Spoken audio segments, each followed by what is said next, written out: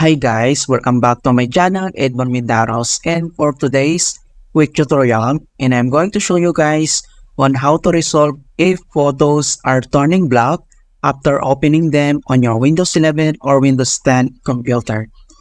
So this issue could occur with JPEG, PNG, images, outdated photos out, corrupt installations of the photos out, and incompatible display driver. And without further ado, and let's go ahead. So all you have to do is to open up on the search menu. And then dito lang ay kailangan mo lang i-type yung settings. And then click mo lang to open. And then next step ay kailangan mo lang select dito yung app. So click mo lang yan.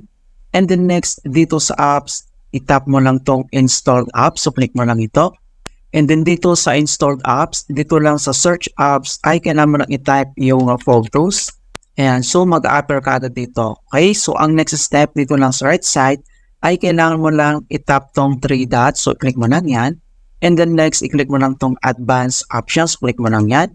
And then dito sa kanyang advanced options, so scroll down lang tayo.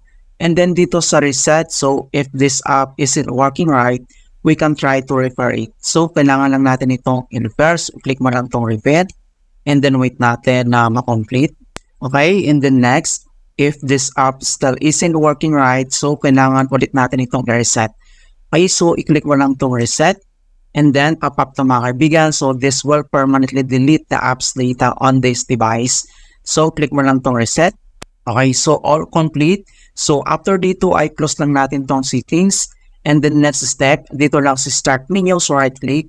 And then select mo lang dito yung device manager. And then dito sa device manager, ang next step ay select mo lang dito yung display adapters. So i-click mo lang itong arrow na to para mag-expand. And then dito sa kanyang driver graphics ay click mo lang yan. And then right click. And then select mo lang dito yung update driver. So click mo lang ito. Okay, so pop up yung dalawang options na pwede natin gawin na search automatically for drivers and then browse my computer.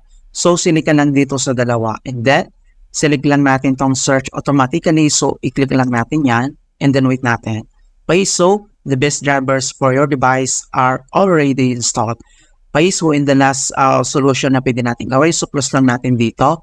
Then dito lang sa search menu, click mo lang yan. And then type mo lang dito yung CMP. Or ito yung tinatawag na command prompt. So, right click ka lang. And then select mo lang dito yung run as administrator.